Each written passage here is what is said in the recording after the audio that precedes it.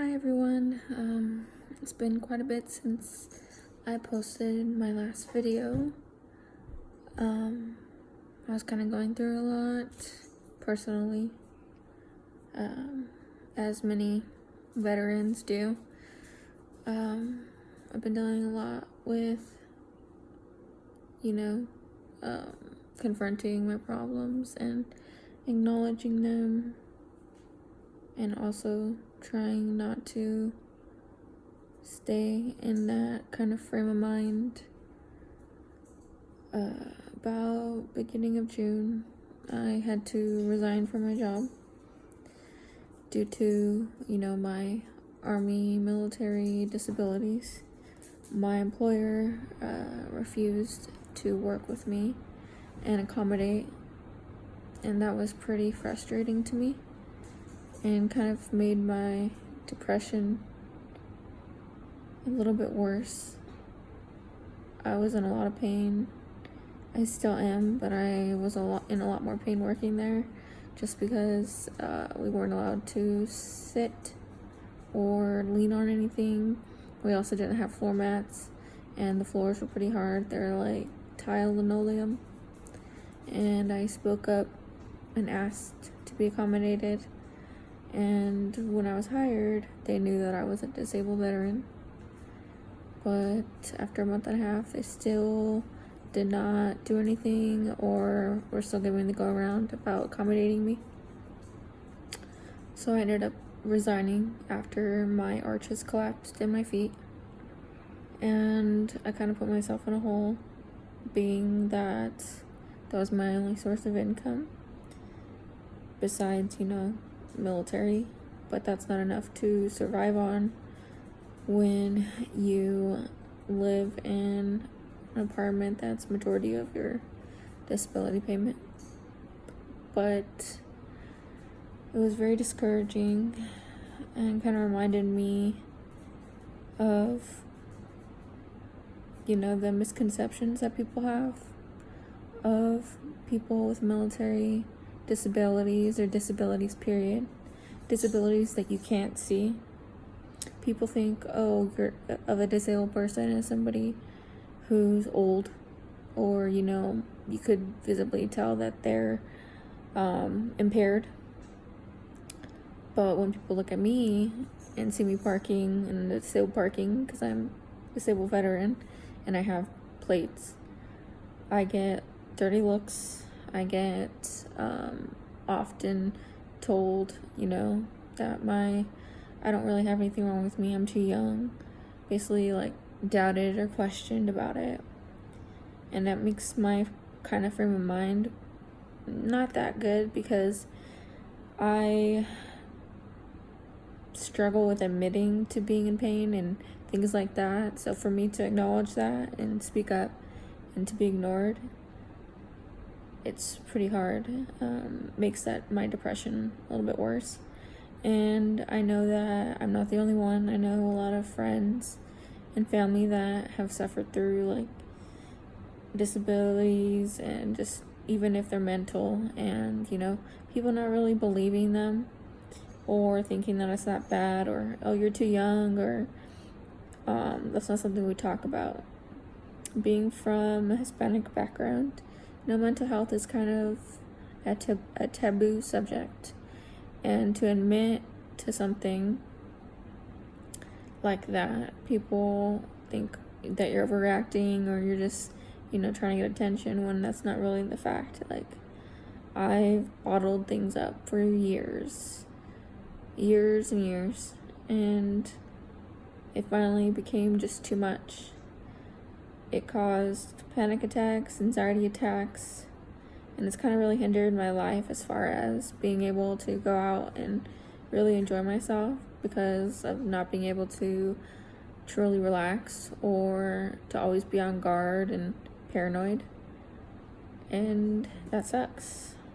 I know all my military brothers and sisters can relate.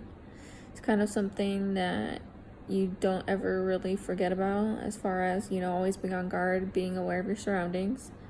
But it sucks when, you're trying to go out, enjoy yourself, not like in loud places, but just out, restaurants, driving, but there's a lot of factors you can't control, which makes, the transition from military to civilian kind of rough, especially for me.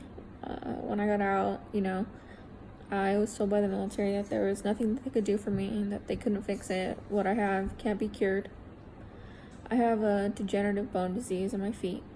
So I had to have surgery when I got out of the military. 2 surgeries, 1 on each foot, and they had to remove an inch of bone in my left and shave down my joint. And in my right, they had to do the same thing, but it wasn't as bad. My left was causing me nerve pain, and it was very debilitating as far as, being in service. I chose a job where I'd have to stand, and I was being told that I wasn't physically fit to do my job, and it kind of broke my heart. It destroyed me for a little bit, because I had always thought that the military was going to be something that I did forever. My father was in the military, he loved it, but wasn't able to pursue it any further like he wanted to, because he chose his family over his career. And I wanted to, go green and gold. I wanted to do my 20 years, even more, because I loved what the military stood for and stands for. I love, serving my country, putting my country and other things before myself. It's kind of what I struggle with, because I'd rather help other people than help myself, which is how I got in this place. But anyways, getting out, being, medically separated, medically discharged, and then just realizing, at the time I was 22, and I felt like my body had failed me. I felt that people that I associated with before, friends and other things, friends, family, or people I dated, they just didn't take it seriously. I, got told when I was going through the process by family members that I was making it up, that I didn't really have problems, that I was lying about it.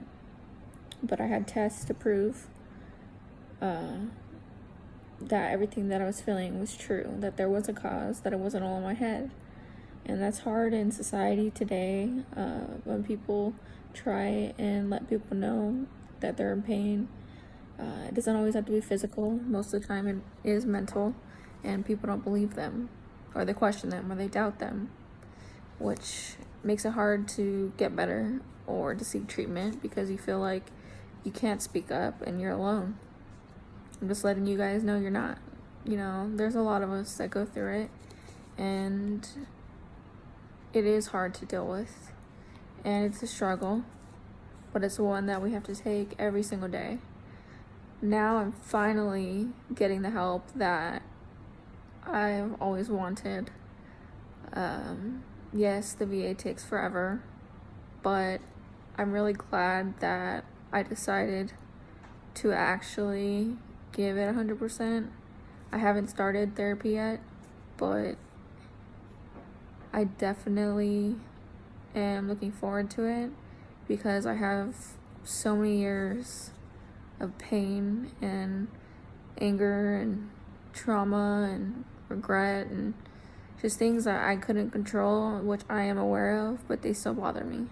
And I want to figure out ways that I can let that out and not hold all those things inside, because a metaphor that I was told in church was, we are like a glass, and the world and everything, and the world and everything's problems fill up that glass, and there's only so much room in that glass before it spills over and topples over, and there's no more room in there. So you have to empty that glass in order to be able to overcome whatever else may come into your life, whatever obstacles come into your life. So that's part of what I'm trying to, spread the message about is, don't try to take everything on your own. If there's people offering to help you, take their help. It's hard for me to do so. I struggle with it, but it's something that I'm trying to be more aware of, and allow people to help me when they offer, and ask for help if I need it, because no one wants to do life on their own, especially if they have a partner. I have a partner in my life, and he understands my struggles, and he listens, and he's there for me when I need it. And that's foreign to me. That's not something that I've had. I haven't ever, really been supported by people that I dated in the past. I've had people that I dated question whether or not I was lying, saying I was overreacting, that I was being dramatic, that there's nothing wrong with me, it's all in my head. And that's hard when you know that there's something wrong with you, but you can't really talk to anyone about it because they don't believe you, or they think you're just crying wolf. And that's what I went through, and it was hard. It made me feel just more alone, and like, this is what the rest of my life was going to look like. But I'm just letting you know, it's not. It does get better. All it takes is, to hold yourself accountable, and to allow people to help you who offer it, who want to, or people that love you, like family, or someone that you've been in a serious relationship with for long periods of time, or even if it hasn't been that long, to allow friends, family, loved ones, whoever they may be, to help you, because that's the only way that you can get through majority of the obstacles in life, is with help. Yes, you can get through them possibly by yourself, but it's that much harder and takes that much longer.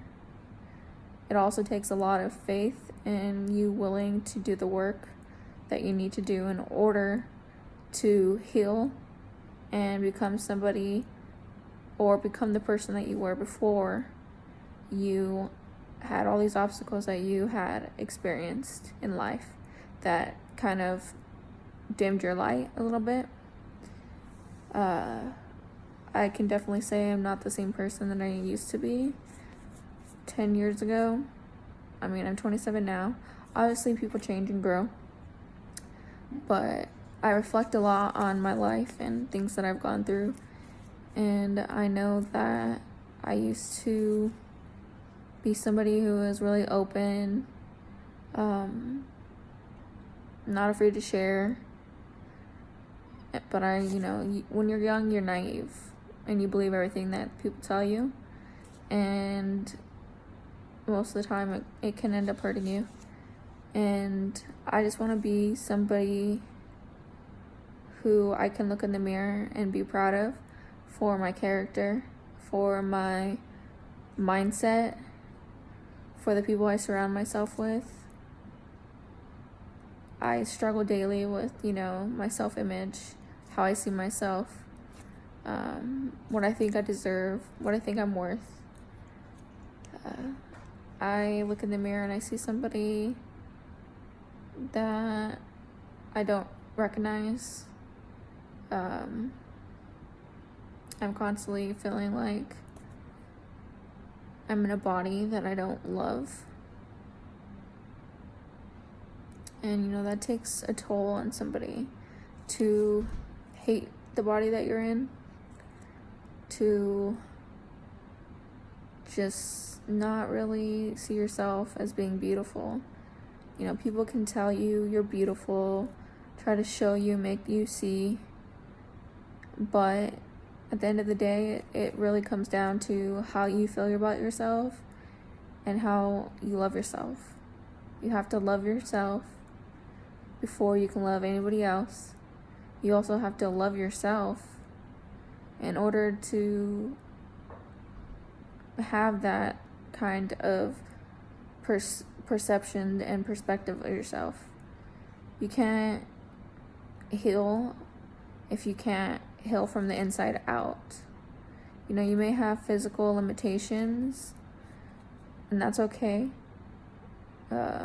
mine, I can't really do anything about. All I can do is really focus on my mental health and my emotional intelligence. I need to be aware of my feelings. I also need to know that, I'm not a bad person. I need to learn to not practice unhealthy defense mechanisms, because that only does more harm than good. Just know that, there are solutions to problems that you may have, whether people can see what you're going through or whether they doubt you or not. Just know that there's always somebody who's willing to help you, to be there for you, and to just sit with you in times that you feel like you are at your lowest point. That's just what I wanted to share with you guys. That's kind of what I've been going through. Just know that, every day that we wake up, it's a gift, and we just have to keep pushing forward and not let our mind become our worst enemy. All right, have a good day.